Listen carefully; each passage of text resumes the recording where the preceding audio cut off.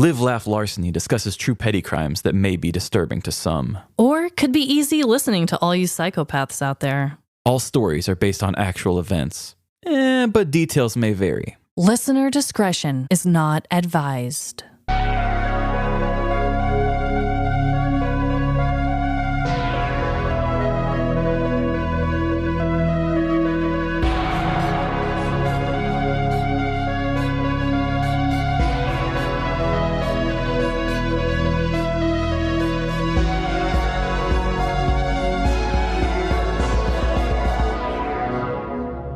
Live, Laugh. Larceny.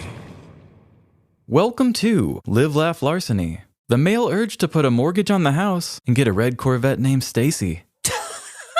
This is Trevin.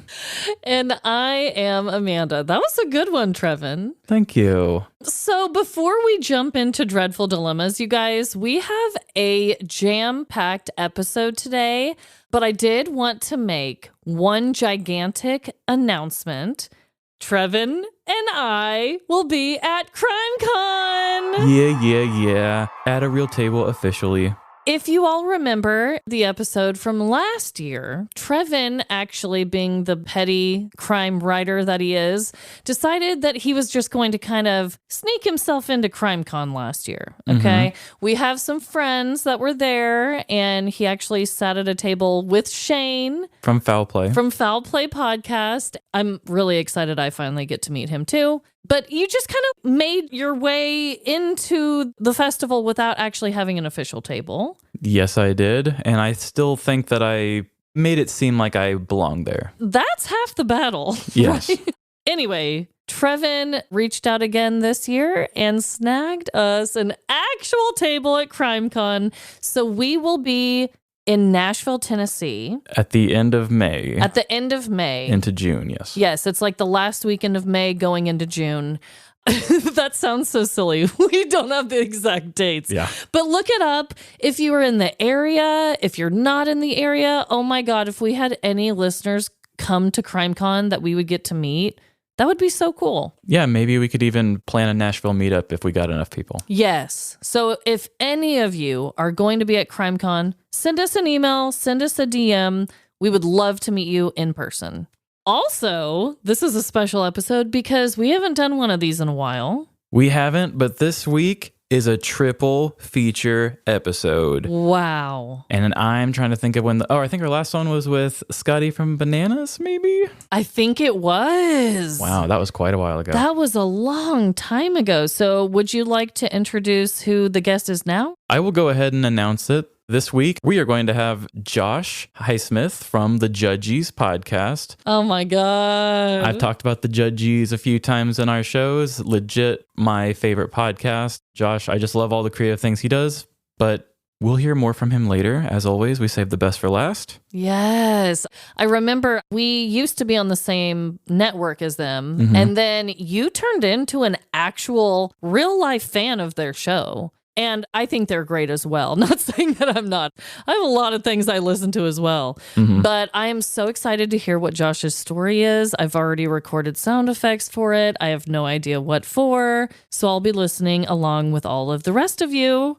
But for now, Trevin, what is your dreadful dilemma this week? So my dreadful dilemma has to do with an argument that happened between me and my wife. Oh, no, not mom and dad fighting. But it's actually not a bad thing necessarily because something interesting happened. Okay, tell us all your most personal of moments. So Emily and I were going on a walk, and down the street from us is a ice cream place, a new one. Apparently they make all their stuff from scratch, and so I told Emily, I said, hey, let's just make it a long walk and we'll go get that ice cream. It was a Friday, so we're getting ready to have a nice little date night. We were going to watch a movie and have a nice dinner, and we were going to take this long walk and get ice cream first.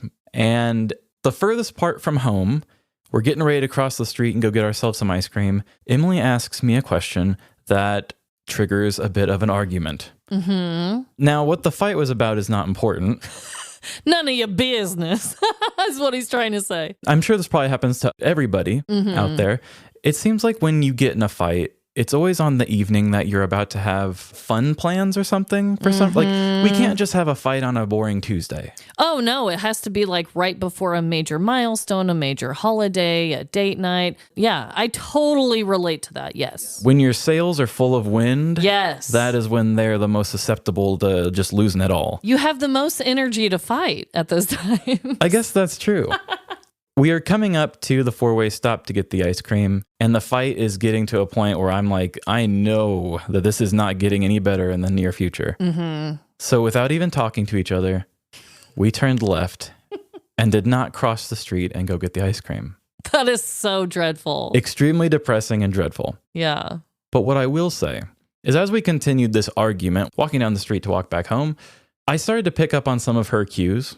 And I thought about some of the times we've had these arguments before. Like I said, it always seems to be right before we're about to have a nice night or something. And I know that deep down, we both expressed excitement to hang out together that night. So I was like, I really don't want our night to turn into this. Totally. I started thinking back to all the times we've had these fights before and like how they ended. And I thought, okay, what is it that she usually wants me to do in this situation? What does she always tell me to do that I like don't ever do? I just, for some reason, thought about all the times before and said, like, what can we do to do it the right way?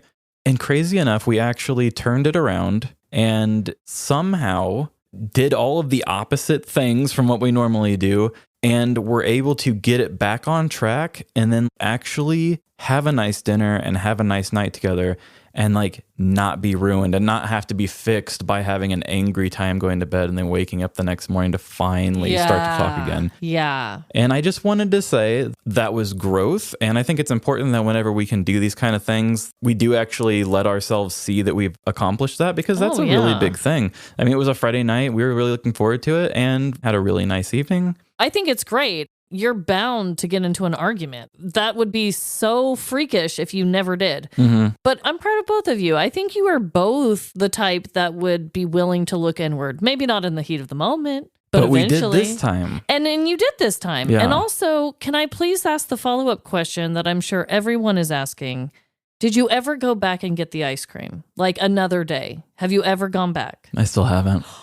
Oh, my word. So is that the dreadfulest part of it all? I mean, it is. I still really want to get it, but the weather's getting warmer and I will try it. I just said dreadfulest. Ugh, most dreadful, most dreadful.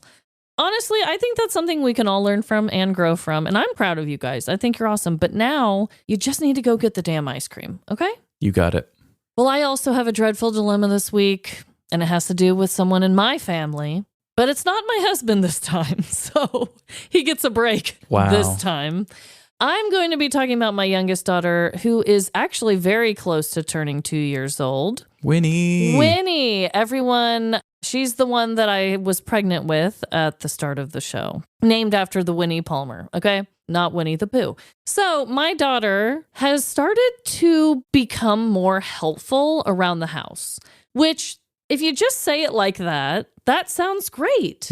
Anytime we're dusting something off or wiping things down, she always wants a wipe or a paper towel. And she always tries to jump in, you know, and she's just trying to do more of the chores that her older sister is doing, for example. However, it has kind of taken a turn for the worst, where the helpfulness has become a hindrance to us all. So she's like making a mess in the process of trying to clean. The major issue we're running into right now is that one of Lila's main chores, my oldest daughter, is that she feeds and waters the pets. Now, Winnie wants to feed and water the pets. We have a scoop for the dog food, and she loves it. She loves the scoop. She loves to scoop it. She loves to pour it. So much so that currently, right now, I know at this very moment, it is overflowing with dog food because it's been happening each and every day now. I think we're on day 3 of it. Anytime she's near the dog food, she's filling it. I have pictures on my phone. I'll post online. The dog bowl is so full. Well, I'm sure the dogs love her. They definitely do. We're trying to figure out how to actually motivate her not to do that. Maybe we're going to have to move the food. I don't know. She's so excited, though, that we can't just say no. She does not stop. Yeah, she'd probably cry if she couldn't feed the dogs. She does cry. And, you know, we hate a crying baby around these parts, so. Yes, we do. Can't record with them. Definitely not. So, Trevin. Yes. We are going to be doing a round of 2 truths and 1 lie. I've got 3 wires. Which one do I cut? I'll give you 2 truths and a lie. But wait, we don't have time for this. Girl. We totally are. And I have got the most interesting 2 truths and a lie theme I've ever come up with. Whoa, what is it? Today, I want to give you 2 truths and a lie about Jerry's. Jerry's? Just any person named Jerry. Are we talking like with a J or with a G? With a Jerry. Okay, that clears up some things for me. Okay, Jerry. So here's 2 truths and a lie about Jerry's. Statement number 1. In 2008, Ben & Jerry's teamed up with PETA to do a small batch of breast milk ice cream. Statement number 2. The father of televangelist Jerry Falwell once cooked a coworker's cat and secretly fed it to them. Or statement number 3. 29th President Warren G. Harding nicknamed his penis Jerry. I love the look to the camera. Wow. I think statement 1 is true. Mm-hmm. I don't know how you even know statement 3, first of all, if it is true. I'm torn between B and C. I'm going to go with my first instinct, which is B is the lie. So you believe the father of televangelist Jerry Falwell did not once cook a coworker's cat and secretly feed it to them? I hope that that is not true. Well, unfortunately, it is true. No! So the lie was that in 2008, Ben & Jerry's teamed up with PETA to do a small batch of breast milk ice cream. Oh my God, did you just make that whole thing up? Well, so in 2008, actually, PETA wrote a big thing to Ben & Jerry's and said that if they wanted to be more ethical, they would stop using the cows and they would start making breast milk ice cream instead. And Ben & Jerry's said, no thanks. Mother's milk should be for their babies. And they instead started the almond milk line. Okay. And then PETA gave them some sort of an award for doing it. Oh, okay. So they both made little sacrifices and changes. Mm-hmm. They wrote them an open letter or a letter or whatever and said, please just switch to breast milk. We have a much better option for you. That is really weird. Yeah. I mean, I love you, PETA. I'm sorry. Maybe there's something I'm not understanding here, but there's not an unlimited supply of breast milk in the world. Yeah. And honestly, if we made breast milk ice cream, our country would probably just have women in cow farms to do it. Literally. So I don't like it. I don't like it either. So as for the other ones, coming from tinyrevolution.com, Jerry Falwell had a 1987 autobiography called Strength for the Journey. And in it, he says, there were times that Dad's pranks bordered on cruelty. One of his oil company workers, a one-legged man named Crip Smith, complained about everything. Dad and Crip's co-worker got tired of the old man's belly aching and decided to take revenge. One morning, Crip called in sick, and Dad volunteered to send by lunch to his grateful but suspicious employee. Dad and his chums caught Crip's old tomcat, killed it, skinned it, and cooked it in the kitchen in one of Dad's little restaurants. They called it squirrel meat and delivered it to Crip on a linen-covered tray. When Crip returned to work the next morning, Dad and his co-conspirators asked him how he liked his meal. They knew he would complain about a free home-cooked lunch, and when Crip called it, quote, the toughest squirrel meat he had ever eaten, they were glad to tell him why. Oh, that is so beyond disturbing. And is Crip his real name? No, that was a cruel nickname? A cruel nickname. Leave Crip alone. Yeah, this was a televangelist, which, I mean, you could go all day on things about him. And then for Warren G. Harding and his little buddy, Jerry, ABC News came out with this thing back in 2014. I guess they had uncovered some love notes between Warren G. Harding and his wife, written between 1910 and 1920. Juicy. His Willie's nickname was Jerry. Oh my God. But do you want to know what his nickname for her lady business was? What? Mrs. Powderson. Like powder, like pouty lips. Oh, no. Not with the lips. I can't. So there are some passages in here of things that he said. And here are some quotes about Jerry. Okay. Jerry, you recall Jerry, whose cards I once sent you to Europe, came in while I was pondering your notes in glad reflection, and we talked about it. He was strongly interested and elated and clung to the discussion. He told me to say that you are the best and darlingest in the world, and if he could have but one wish, it would be to be held in your darling embrace and be thrilled by your... Yeah, maybe I won't go... And be thrilled by what? Be thrilled by your pink lips that convey the surpassing rapture of human touch and the unspeakable joy of love's surpassing embrace. Whoa! I think we're both dead. One other one, during Christmas, he said, Jerry sends Christmas greetings. He would come too, if I might. Would he be welcomed cordially? So this is obviously before sexting was invented. Yeah, 1910 long form snail mail sexting. So did he think someone was going to find it and that's why they had these code names for their genitals? No, I think that was just like... It was just fun for them? Yeah, I think that's just a thing. I mean, I have to say, I've never named my nether regions. I don't know about you. Everything was more poetic and romantic sounding back then. Yeah. Maybe that was just the way. I don't know. Maybe it was. There was another like artist or something. I almost did a thing for Valentine's Day once reading their love notes, and I believe he had a nickname. And then we found out that Johnny Cash had nicknames for the bubes of his first wife. Wow. I don't know. Maybe people are doing it and we just are the weirdos. Write us and let us know. Yeah. So, Trevin, I also have 2 truths and a lie. Now, I'm going to kick it old school, immature, live, laugh, larceny, original days, okay? Uh-oh. And I'm going to give you all 2 truths and a lie about farting. Oh, you... I thought you were going to say poop, but hey, we're close. Close enough.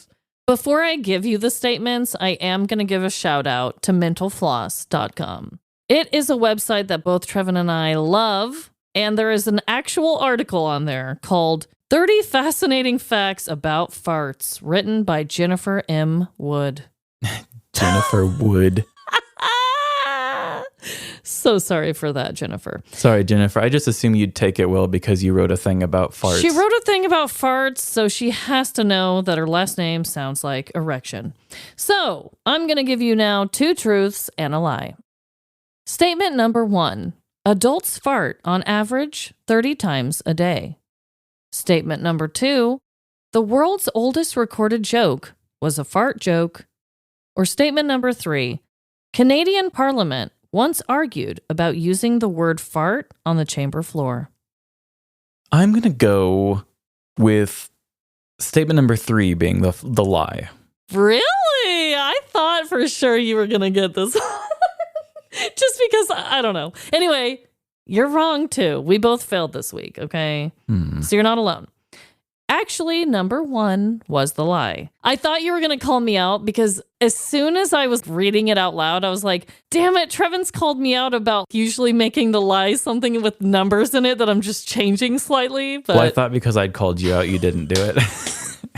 Nope, just oblivious over here. So it's actually like 60. No, it's actually less. So number 1, typically adults produce about 2 pints of gas each day, which sneaks or leaks out via an average of 14 farts a day. Jennifer, you are funny as hell. These words, oh my God. Also, she did put in a little thing in there that said, if that number seems low to you, don't worry. It's apparently perfectly normal to pass gas up to 21 times a day. So for all of you out there that are farting more times than 14, I guess don't worry too much, but just know you're above normal. Well, apparently I just thought 30 was regular, so. You be farting, Trevin. Okay, so number 2, the world's oldest recorded joke being a fart joke. That is true. I feel like I heard that somewhere once before. Did you? But I don't know the joke. So it's kind of funny because you and I, on our 2 truths and a lie, we're both talking about old writing, right? Like yours was like a weird old sexting and mine is a weird old joke, okay? So in 2008, researchers at England's University of Wolverhampton traced an ancient joke about a woman who may or may not have tooted in her husband's lap. The joke has been traced all the way back to 1900 BCE. This is the following joke. Something which has never occurred since time immemorial, a young woman did not fart in her husband's lap. Did it land? I don't know. Maybe that's how they joked back then, but... So he's just saying that wives are always farting in laps. I guess. I don't know what was going on back in that day, okay? Now, for number 3 explained. In November of 2016, after conservative MP Michelle Rempel, in an impassioned speech, dared to ask, and this is a quote, "Why does the government treat Alberta like a fart in the room that nobody wants to talk to about or acknowledge?" I mean, it sounds like she's defending this person. Mm-hmm. I mean, maybe not. What do I know? But to compare them to a fart in the room, wow. Sounds like she should be writing for our show. Exactly. So the Green Party leader, Elizabeth May, admonished Rempel, labeling her question distinctly unparliamentary. What a diss. Unparliamentary. Yes, seriously, distinctly. She requested that her colleague withdraw the statement. May's issue wasn't with the political content of the conversation. It was, in her words, the use of the word F-A-R-T. Yes, she actually spelled it instead of saying it. Eventually, the assistant deputy speaker, he said, "Someone took offense. I will take it under advisement and bring it back to the table, and we will go from there." I don't know what actually happened. Maybe nothing, because I didn't see anything other than that happening as far as the word fart. But I know that it was at least brought up and that they didn't like it, that one lady in particular. Well, I like her colorful language. Same. I mean, my God, an impassioned speech being like, "What about Roberta? Just a fart in the breeze?" I mean, sounds like a movie script to me. Yeah, and I want to see it. You know what else I want to see, Trevin? A little bit of love. Yes, I'd like to get a lot of love, but I'd also like a little bit of ads.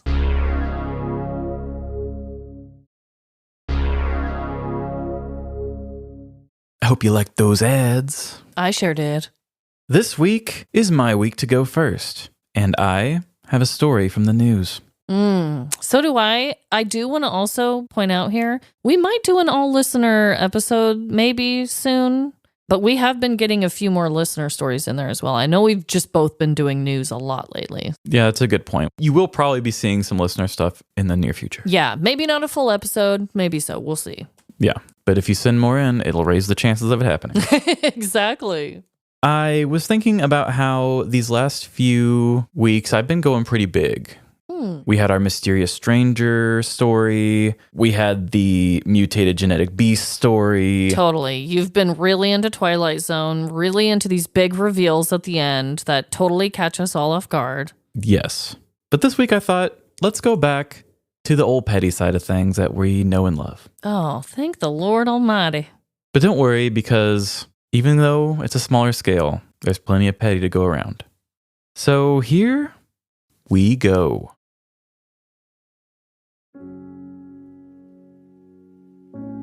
For those of you who have listened for a while, you know that I have a weird relationship with cars. I started my life feeling like I was some kind of chosen one type character who was meant to bring the Barty name into a new generation of project cars, grease-stained hands, and eventually, a packed barn of my own stuff. Where the hell is my wrench? But much to my father's chagrin, I did not take up the most coveted mantle of car restoration. Instead, I found myself drawing pictures, making friends with all the feral farm cats, and avoiding the shop at all costs. Through my dad's actions, I learned that cars were a mode of transportation, a status symbol, and your worst enemy. Rooms would be decorated with models of classic cars. My mom would get dad racing t-shirts for Christmas, and vacations were planned solely on whether or not a big car show would be going on in the same location. Whoa, 10 versions of the same thing. But around these borderline religious acts towards vehicles, I watched the dark side of this infatuation. I watched my dad wage war with our family's vehicles on a weekly basis. Living on a gravel road was not kind to these machines, causing many tires, sensors, and mechanical components to fail from the dust and debris. This led to an ongoing cycle of maintenance and frustrating repairs. As a child, this relationship really confused me. If my dad wasn't resting in his recliner, he was in the barn, slamming tools, screaming at cars, Why won't you work? and stressing about the next expensive part he needed to purchase.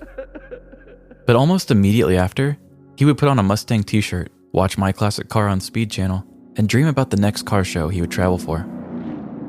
As an adult, I see now that I was witnessing my dad trying to balance his love for hot rods with the logistics of keeping shitty vehicles running on less than optimal road conditions. But as a kid, I could not pick up on the nuances of this kind of love. As a child, I viewed cars as expensive machines that were necessary but never dependable. The most tense stretches of silence that I've ever experienced with my dad were all in the name of cars. So from my perspective, I watched the adult I looked up to walk into the shop, Time for a good day. go through hours of psychological torture, Everything's ruined. and then walk out, ready to consume more car content. I could not wrap my head around why my dad would lose his cool like this and immediately run back into the arms of his abuser. It was obvious to me that working on cars was not relaxing or sparking joy for my father, but I was just a kid. There had to have been something in this that I didn't understand. To make sense of this, I continued the narrative that cars are for people to pour their money and good feelings into, yet they get nothing positive in return. I viewed under a car's hood as a portal that took men to a realm of utter worthlessness, before wiping their brains and sending them back out into the real world. Because of this, I moved away from the country and vowed never to work on a vehicle of my own, proving that you can take the boy out of the shop, but you can't take the trauma of holding the flashlight out of the boy. Keep it still. To stay in the theme of this very personal prologue, I'm going to tell you a story about cars and the many emotions that surround them.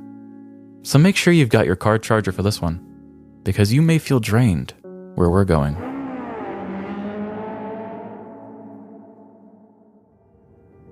Sprawling green meadows and creepy religious road signs disappear as quickly as they first showed. The sound of wind resistance on a sedan adds a comforting tone to our two travelers as they sit in silence. Leah looks out the passenger window, while Marcy captains the car on their way to NH Auto Sales. I really appreciate you driving me all the way out to Kenosha just to look at a car. Leah said to Marcy. When Jessica said she couldn't go, I really didn't expect you to offer. You're such a great mom, and you're always so supportive to me, too. Marcy smiled, wishing her daughter would thank her once in a while.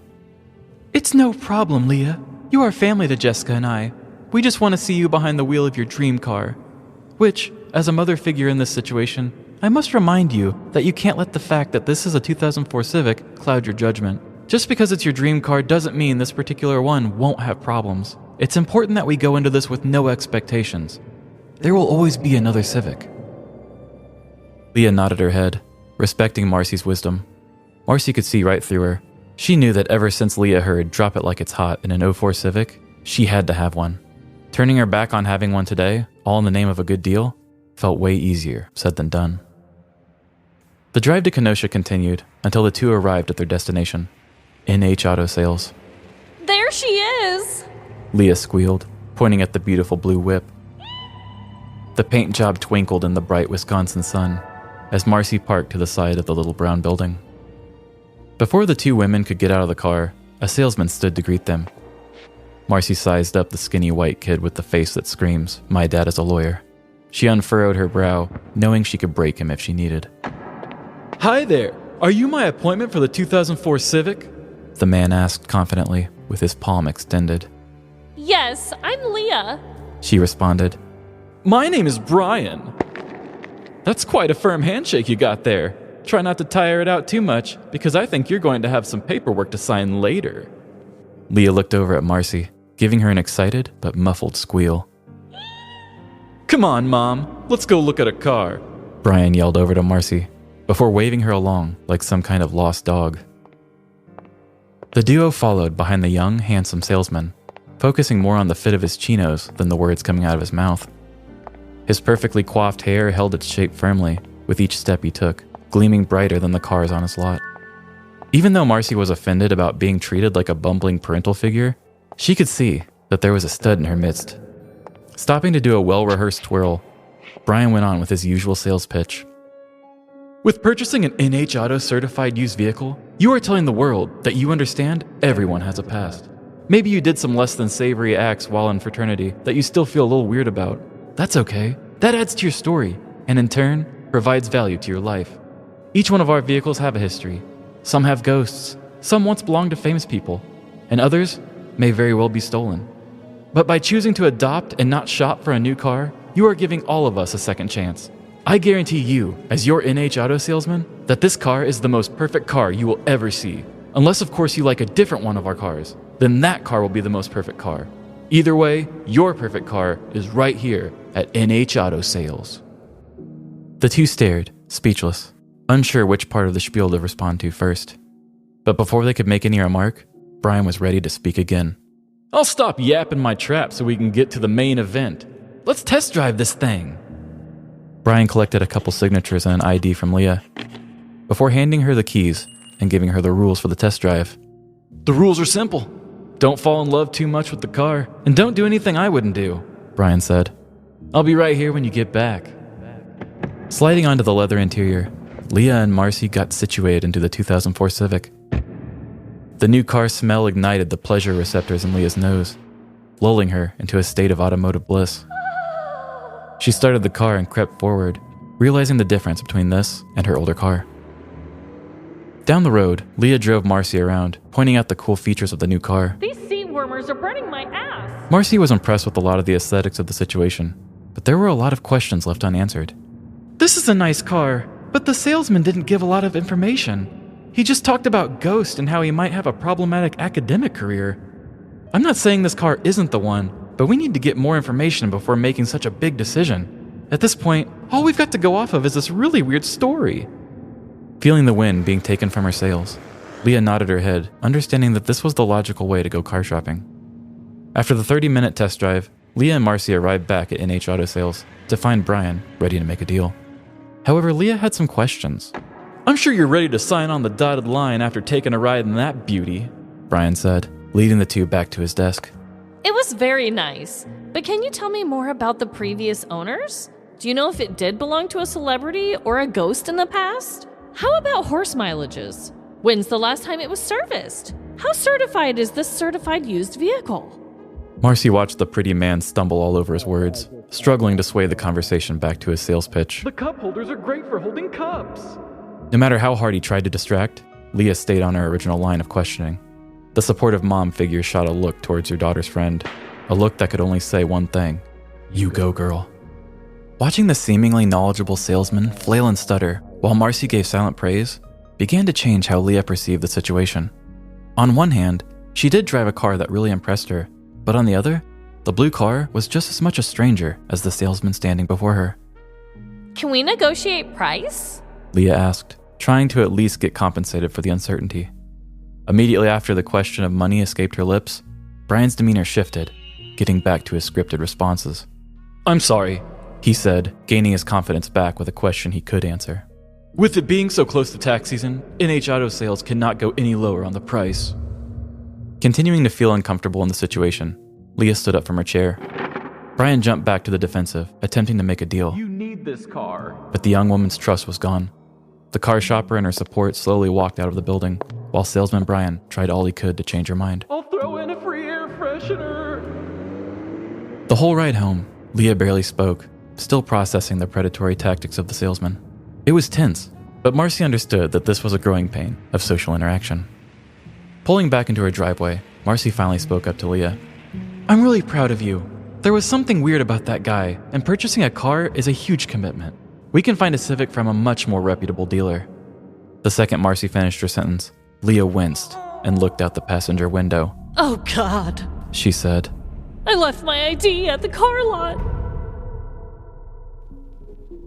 The young woman pulled out her phone and called Brian at the used car lot, only to be greeted with resistance and disdain. Ugh, what do you want? When she asked him to check for it, he stated he wasn't in the office anymore, and when she requested to pay for it to be mailed back, he told her to try again Monday.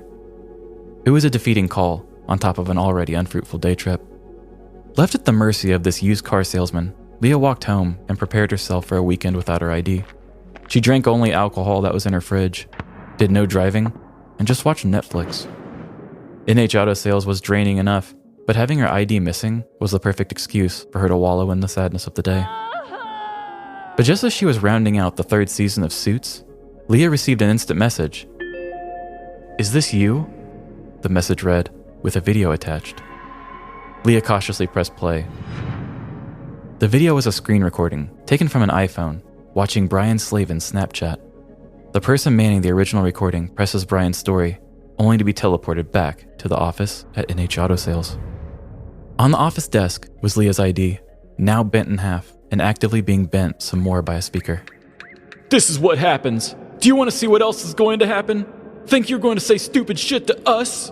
The man in the video aggressively speaks towards the ID while walking through the office of the auto sales building.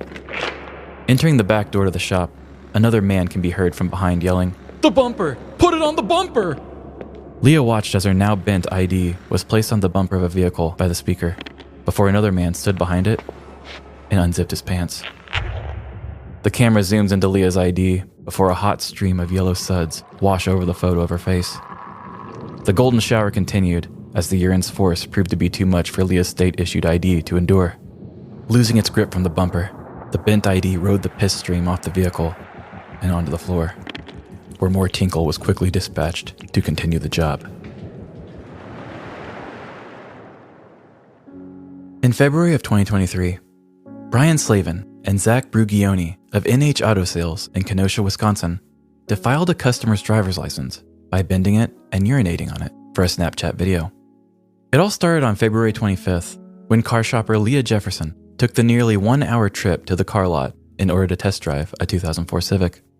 Miss Jefferson provided her ID to salesman Brian Slavin before taking the test drive and returning with questions that Mr. Slavin could not answer. Dissatisfied with the quality of responses, Miss Jefferson decided not to purchase the car, opting to return home instead. However, by the time the drive was completed, it was found that the driver's license was left at the car lot. Leah Jefferson reached out by phone, offering to cash out money to the salesman in order to have her ID mailed back to her. Mr. Slavin remained short, saying he would not be back into the office until Monday, not offering any other solution. That evening, Jefferson was contacted through an Instagram message by a stranger who was able to make out her information in a Snapchat video posted to Brian Slavin's story. In the video, Brian can be seen talking aggressively towards the driver's license while bending it before handing it off to a coworker and recording them urinating all over it. Brian Slavin and co-owner of the shop, Zach Brugioni, both 26 years old, were charged with misdemeanors of being party to a crime, theft, criminal damage to property, and disorderly conduct. The theft and property damage charges carried fines of up to $10,000 each, or up to 9 months in prison, or both. The disorderly conduct charges comes with a fine of up to $1,000, or up to 9 months in jail, or both. The two men originally pleaded not guilty. An October 2023 article by WGTD.org does offer some closure on how the trial ends. It states that the two men entered a plea deal and that, quote, under the deal, the state will dismiss all 3 misdemeanors and issue instead disorderly conduct tickets. That's if the defendants each perform 50 hours of community service and follow all of the rules of their bond over the next 12 months. The plea deal also offers the victim, Leah Jefferson, $14.28 in restitution. Let's all take a collective sigh for this one. As much as I do love the petty drama that comes with these stories, I do hate it when an obvious victim is disrespected by the law. Less than $15?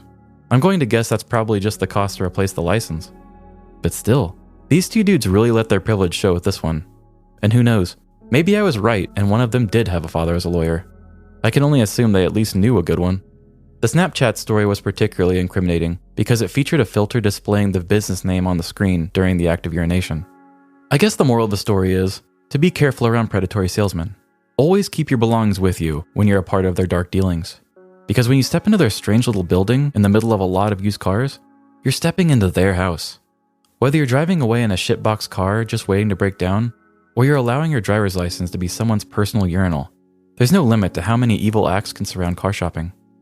So be careful which petty car people you piss off, because you might just find your personal property pissed on. Oh my God, this one had me rolling in the background. I mean, it's not funny. The act of it is not funny, but the way that you wrote it, saying that the ID was like, what'd you say? Floating down the river of urine or whatever. Oh God, the writing was 10 out of 10. Thank you. Yeah, I was really feeling that one. I already knew that I could connect a lot with the distrust of cars, but I just love the climax of Everything comes down to just her ID getting peed on. I did not see that coming. I really didn't. I mean, I did not think it would escalate to that. We've all had that experience with a car salesman, right? Mm-hmm. I mean, maybe not all of us, but most of us. And I feel like you did a really good job of capturing the personality, the tone of voice, the weird guilt trippiness, the overconfidence. I don't know. It's always so uncomfortable. Yeah, they've got it really down to a science where they're very confident, but if you're not going along with it, they're really quick to show you that they're unhappy with it so that you kind of feel bad about it. Yeah. That, and then I also just kind of thought about what it's like dealing with shop people and mechanics too. I kind of mixed them both together, but it's a horror story for me all over. Yeah. The fact that a stranger sent that to her, first of all, great work. Detective work, 10 out of 10 for them, because they had to look at her ID, probably zoom in, probably screenshot, whatever they needed to do. That's really cool that they reached out to her, because not saying she got justice, because under $15 is pathetic. Yeah. But I guess at least she knew what actually happened. I don't know. I will say I tried looking the company up and it looks like it's changed names. With that guy being co-owner, he probably doesn't work there anymore. It's probably not the same company. Also, just to give the other guy's side of the story, they say that they did it because when she was asking all those questions about the cars, she was asking too loudly and another customer left and didn't want to make a deal because they heard her asking these questions. Now, I don't know what the questions were, but apparently she was just asking questions about the car and he couldn't give her good answers. Wow. That is the definition of petty. I'm sorry. Even your excuse is bullshit. Yeah. And that's why he was threatening the ID when he was bending it. He was like, this is what you get when you talk stupid shit. And he's like bending an ID. And then he's like, you want to see what else happens? And then they go and piss on it. And it's like, you know, you're shit talking a piece of plastic, right? Like, yeah. Like that is so embarrassing and pathetic. And you put on your story. So you just want everybody to see if any of your friends, like we talk about Molly on this show a lot. Yeah. If Molly made a story of her just bending somebody's ID and like talking shit to the ID, I think I would think Molly was a little less cool. Yeah. I'd be like, okay, this bitch is off her rocker. Yeah. Whether I know who that person is or not, or what they did, this is a really weird way to handle it. And why are you broadcasting it? It's like when you have a Facebook friend and they're just like putting all their dirty laundry out there and you're like, what? That's probably how this guy was. Yeah, he sounds like one of those. Ew, what a douche. When you said that they were like, put it on the bumper before I knew they were going to pee on it, I was thinking that they had like a bumper of shame, like multiple people's IDs. Graveyard of IDs. That's what I was thinking for some reason. I don't know. Horrible that it happened to her, but I guess I'm at least a little relieved they didn't have a whole bumper full. Yeah, that would have been cool though if it would have uncovered a huge ring of ID thefts. Right. They just steal the IDs and pee on them. Mm-hmm. Well, I've already thought of a couple of connections between our stories, so I'm curious to hear Josh's at the end as well. A three-way connection? If we were connected by all three stories, that would be truly mind-blowing. I don't know if my brain can remember that far into doing three connections. Well, I'll try. Don't even try. It's okay.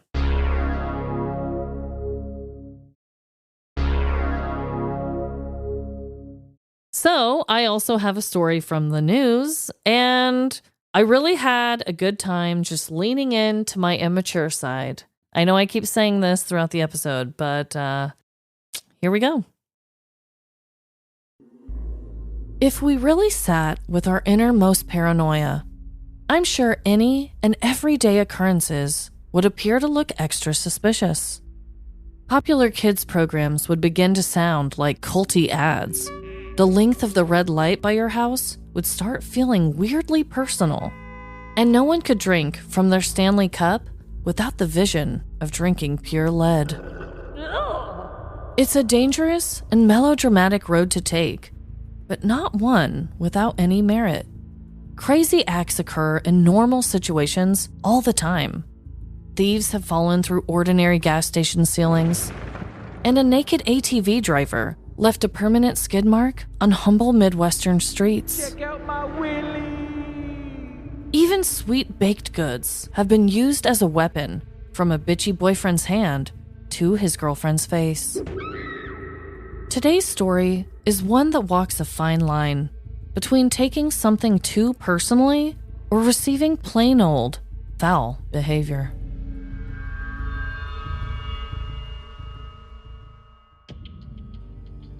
It was an early September morning in 2008 when two police officers cruised the streets of South Charleston, West Virginia, looking for mischief.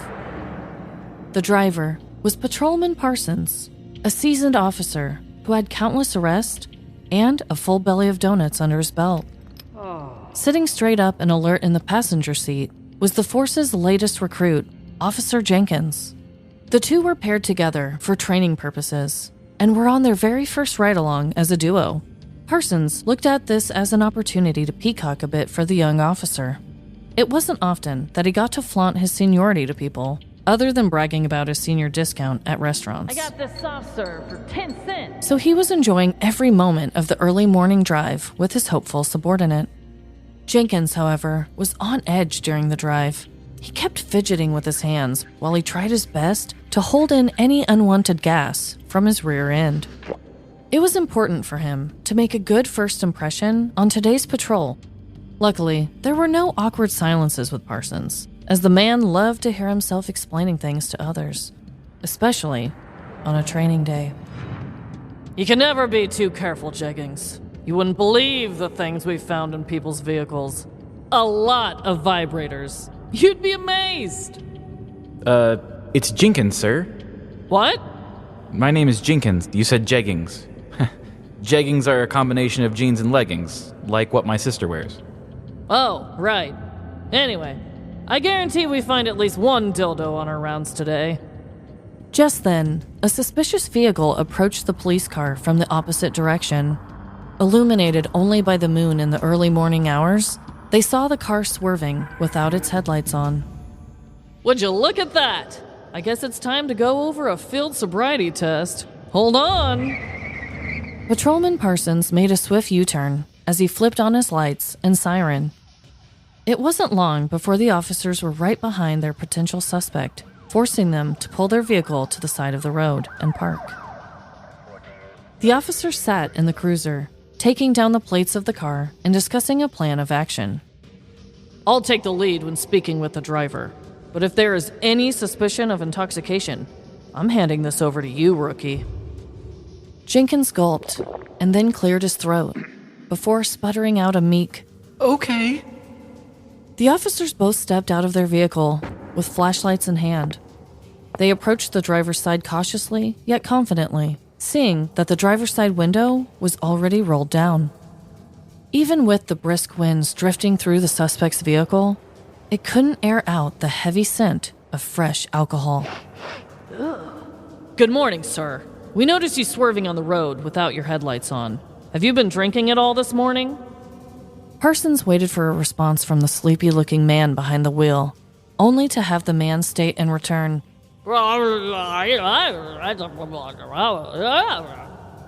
Looks like you're up, kid. Parsons whispered to Jenkins, letting him know it was on him to perform the field sobriety test. Jenkins approached the vehicle as a new man who had been given a responsibility and put on his best impression of a big boy. Please step out of the vehicle and follow my instructions.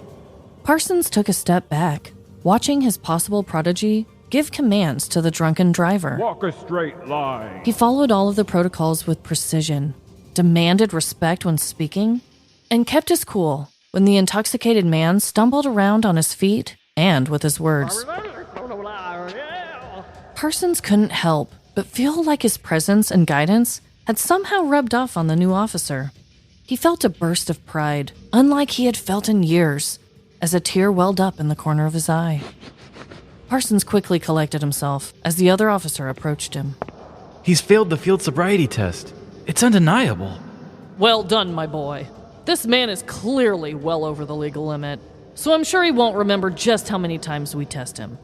Give him the test 2 more times to practice, and keep up the good work, Jerky. Thank you, sir. It's actually Jenkins. Never mind. I'm on it. Officer Jenkins ran through 2 more sobriety tests before the officer cuffed the suspect and took him to the station for a breathalyzer test. The The officers bonded while discussing music on the drive to the station and laughed about their morning adventures when the suspect got booked. Overall, it had been a successful morning of policing, and Patrolman Parsons couldn't have been prouder of himself. As he basked in his glory, the drunken driver had completed his booking process. Jenkins brought the handcuffed suspect into the room with Parsons and instructed him to take a seat and wait for his breathalyzer. Sit down right there and be prepared to blow hard. Jenkins demanded, before walking over to a superior patrolling officer. You did great out there, kid.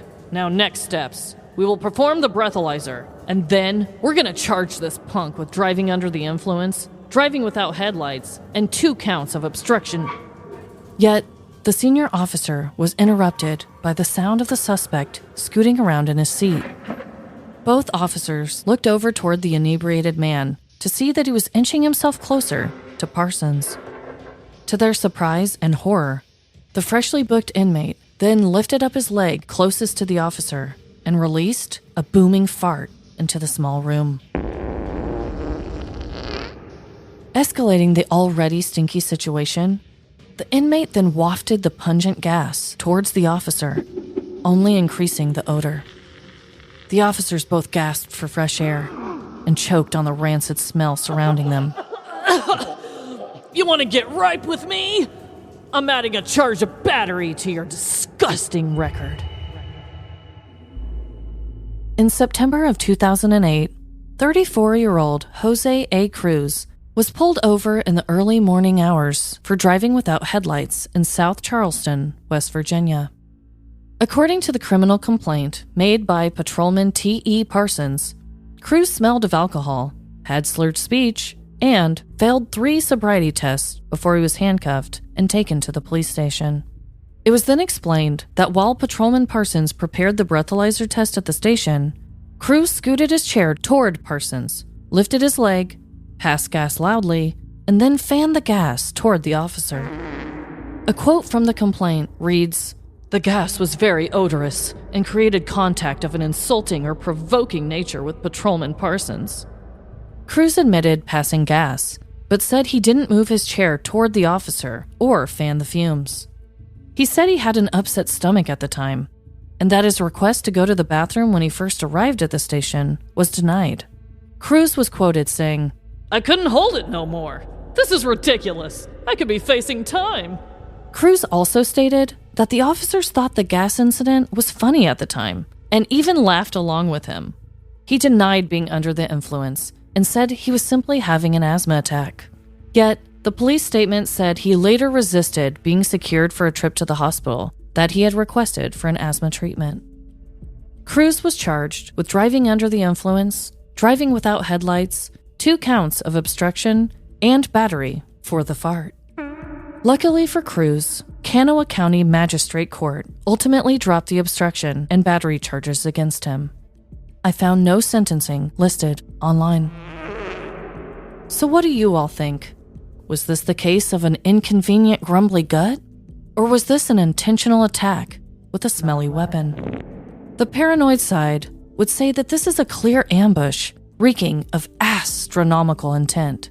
But the relatable side of us remembers what happens to your gut after a night out on the town. As for the final call, I'll let you decide if this was just rotten behavior or just rotten timing for an anal exhale. Anal exhale? I will admit, I didn't come up with that one on my own. I looked up cinnamons. Cinnamon farts? I looked up synonyms for fart. I found a few good ones, passing gas, this and that, like very common ones. But then I found a website that just had like funny ways of saying it, and anal exhale was on there. Oh, well, that's a fun one. It's a nice one to really end on and put that emphasis forward. Yeah. I will say, Trevin, your character, Officer Jenkins, was completely fabricated by myself.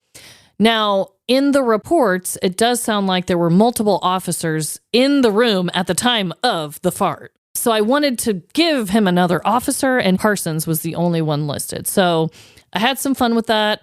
Again, I kind of had to think of what do I think is a funny way that this could have transpired. And then I was thinking of the movie Training Day and the weird shit and how he was trying to act all cool to this guy and putting him in really weird situations. Anyway, I made it a little more tame, obviously. I just pictured this guy clearly being a really proud officer and that the farting was just like so beyond disrespectful to him that he just had to try and throw another charge on it. Oh, for sure. I mean, I feel like most police would be pretty disrespected by that. Totally. If in fact he did scoot his chair, lift the leg, and then fan it, I think anyone in the whole entire planet would be offended. He claims that is not how it happens. So it's kind of a they said, whatever. Imagine if he didn't lift and fart and fan. Then he'd be like, you guys are really sensitive cops. I know, because he only admitted to farting. Like, the fart definitely occurred. And the manner of which this took place, I don't know. But also, the man was intoxicated. I couldn't find, like, how much, like, what his limit was or whatever. But I had some fun with just making him a mumbling guy. That was fun, and I did not see that coming. You just... It isn't often that I can get a genuine, hearty laugh, a hearty chuckle from Trevin. And this was one of those times. Well, I was just sitting here kind of spacing off. I'm like, okay, I wonder what funny writing she's going to put in here. And then it was just straight gibberish. Sometimes it has to be that way, you know? Yeah. Connections before we get into our final story. I just wanted to say we both started out with having 2 drivers on the road together, okay? Also, both of us had extra charges that were dropped, and I can't remember exactly what yours were, but I know some of them were dropped at the end. Well, pretty much all of their charges were dropped because they were just privileged little dudes. Totally. So, I don't know. Those were the connections I found already.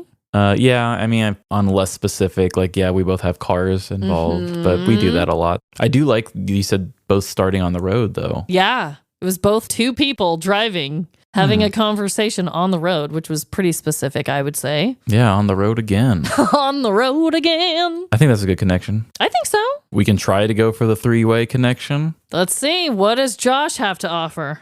So to get us over to the 3rd story, this is Josh Highsmith from The Judgies. As I said in the beginning, I'm a big fan of The Judgies. It's Josh, Christian, and Erica. They share Reddit stories amongst each other, and then in the middle, they do what's called a circle jerge, where they just have fun little games they play with each other.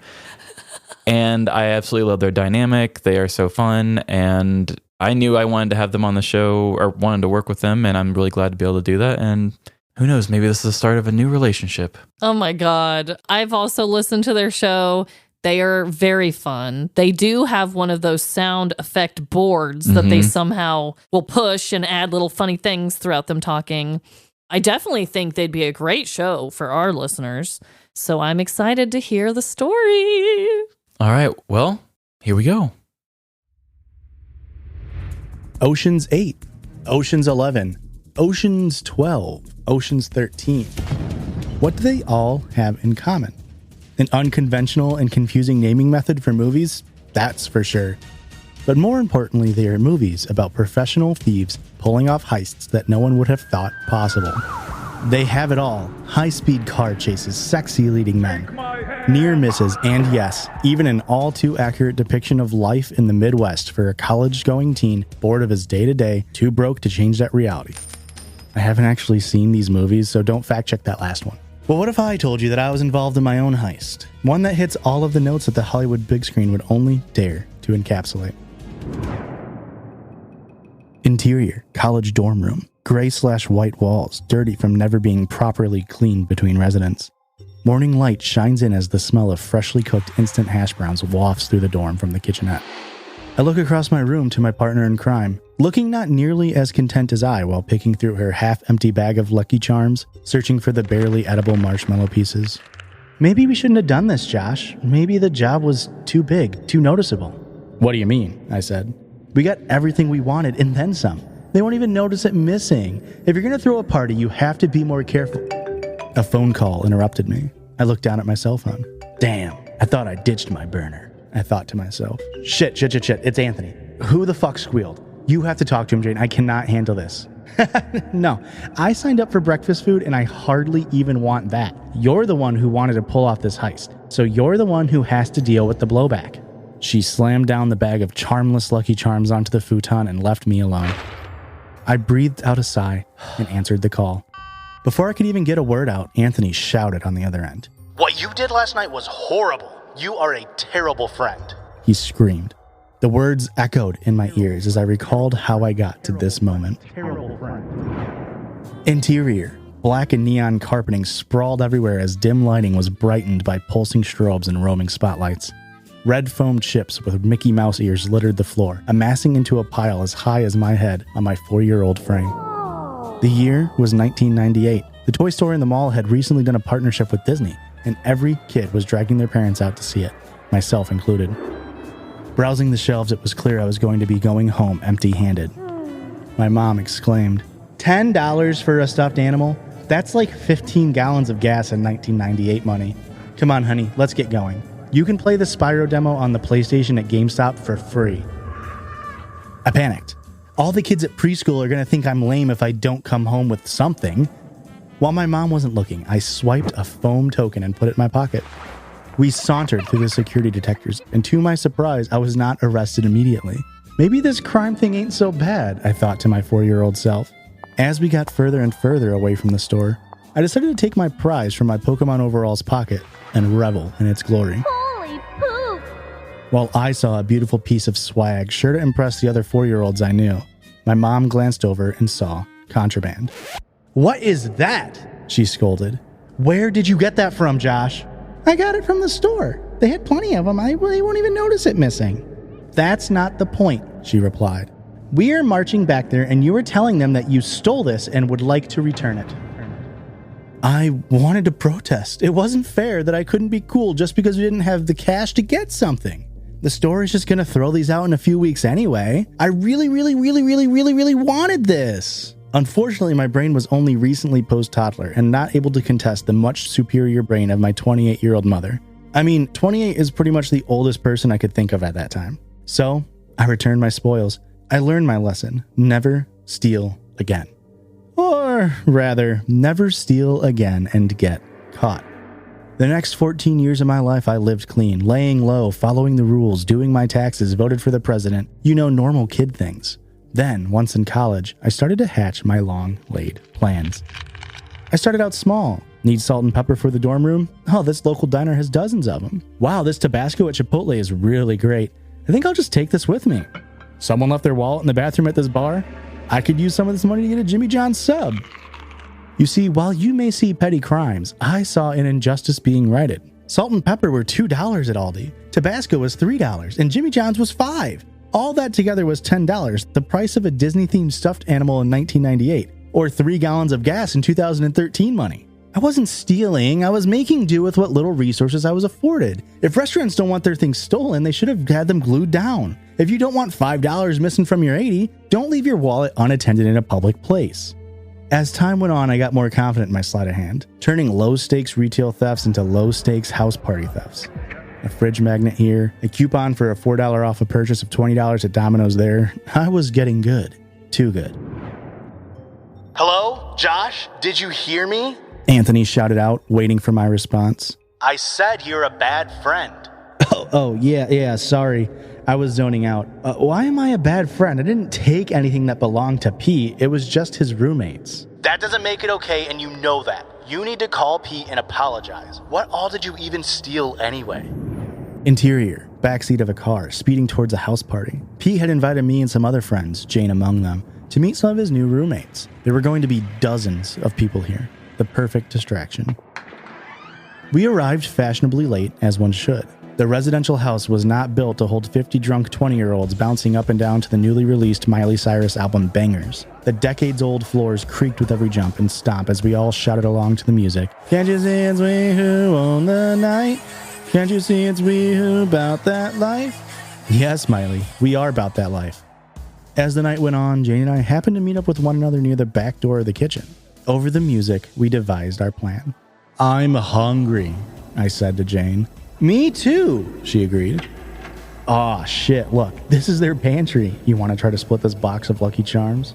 You can't be serious. We can't just start eating a box of Lucky Charms. Whoever bought that is going to be pissed. Fair, I said. Let's just sneak out of the back here and take it to the car. Easy. This might be the alcohol talking, but that's a foolproof plan. It was supposed to be a clean hit. In and out, no one would even notice. And at first, it was. One box of Lucky Charms made it out of the house and into the car.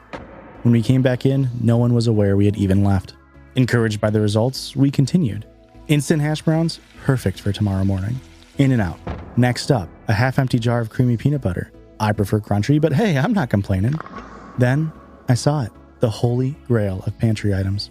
A family-sized pack of Oreos that was only missing one row. Fuck yes! I quickly grabbed the goods and glanced over at Jane, signaling I hit the jackpot. We made it back to the car and took in all of the pleasures of our heist. Downing Oreos dipped in peanut butter, Lucky Charms marshmallows by the handful, and reading the back of the instant hash browns to see if we even had the faculties to cook them in our dorm room. Then we went back to the party, in and out. Super easy. Except when we came back in, we were confronted with a new face. A guy who hadn't been very pleased at the party prior. He confronted us. Where the hell are you two coming from, and why are you using our back door? I had to think quickly. All my years of petty theft were leading up to this moment. Now was my time to shine as the leader of this heist. I opened my mouth, but nothing came out. Then Jane answered. We were just out smoking. And she squeezed past him. I followed. I couldn't risk him smelling the peanut butter on my breath. Dude, if you're not going to take this seriously, then you're an even worse friend than I thought. Click. Anthony hung up. It was then I realized the full weight of what I had done. I wasn't a modern-day Robin Hood. I had become a full-on petty criminal. Unnamed roommate number 4 didn't deserve to get his pantry raided. For all I knew, he was struggling just as much as I was. I was ashamed. I finished the hash browns, I'm not gonna let them go to waste, and messaged Pete. We talked for a bit. I confessed to my crimes and apologized, saying I was sorry and that it won't ever happen again. To my relief, he said that no one had even noticed anything missing and that unnamed roommate number 4 throws out half his pantry food anyway. We hung up, having settled everything. Still, that was a life I didn't want to go down any longer. I stopped stealing from house parties altogether. It wasn't something I could morally stand for any longer. I'm just upset that it took nearly getting caught for me to realize this. So yeah, that was the story of how my Oceans 2 pulled off our heist. Except we're nowhere near an ocean, and it wasn't really a planned heist, just drunk and hungry. Also, did the numbers correlate to the number of people in the heist? I assume so, but again, I cannot stress enough. I have no idea what the movies are about. His writing, when he would go back to interior, I was dying. Yeah, the interior was really fun. Also, something that you recognized when you were listening, he sent me some of his own sound effects onto his own recording because, you know, it starts with 1 point, flashes back to when he's like 4, flashes forward to current times, then flashes back to the party. So yeah, all the whoosh sounds, the woof, those, I was cutting them out and putting them into my sound effects area so that I could like have them echo in places and whatnot. Yeah. The cell phone ringing was his own recording. And then also he must have grabbed the Miley Cyrus recording and then put it underneath his recording. And that was something that I had never did before. So if I get sued for copyright infringement, just know that Josh is the reason why I'm a criminal. He was giving it its due. I loved that Miley Cyrus album. I love eating Oreos with peanut butter. And I also felt a little bit of remorse after I once stole something from a drunken party. So I can relate to this story through and through. Yeah, I can relate to a lot of it. Yeah, I mean, I just stole a little rubber ducky holding a volleyball, but he stole a whole entire breakfast pantry. I mean, at least they put it to good use the next morning, right? Or that For night, sure. too. And that was great writing, too. I love the foreshadowing of that with the charmless Lucky Charms and the hash browns in the very beginning, and then you find out that's what was stolen. Yes. Awesome. I absolutely loved it. Josh, you always go and have super creative ideas for your show, and I knew you'd handle it well, and you definitely understood the assignment. I loved it. Oh my God. I asked Trevin while we were listening, I was like, has anyone ever sent in their own sound effects? And he said, I don't think so. And I just think that is so creative and ballsy. And I don't know. It just means that, yeah, like you said, he understood the assignment. He nailed it. He knew what our show is about. I can really respect that.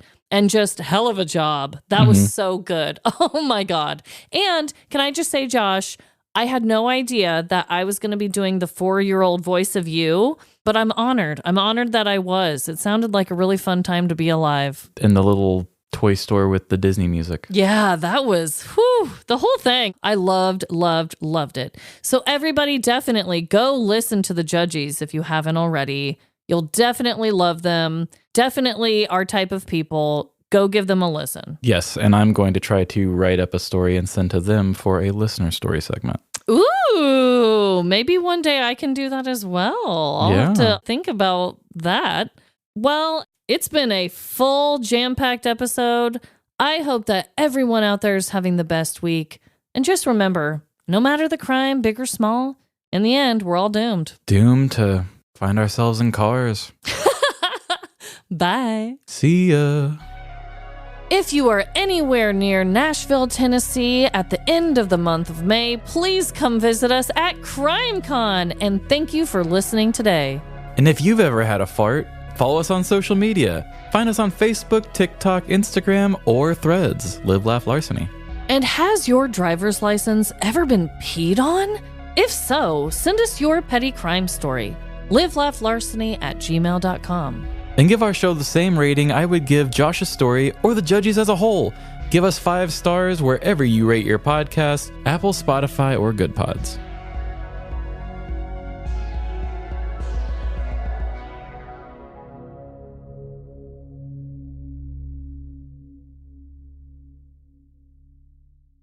The bent ID rode the piss stream off the vehicle and onto the floor. I'm so sorry. No, I purposely made the wording hard on that one. Okay. The bent ID rode the piss stream off the vehicle and onto the floor, where more tinkle was quickly dispatched to continue the job.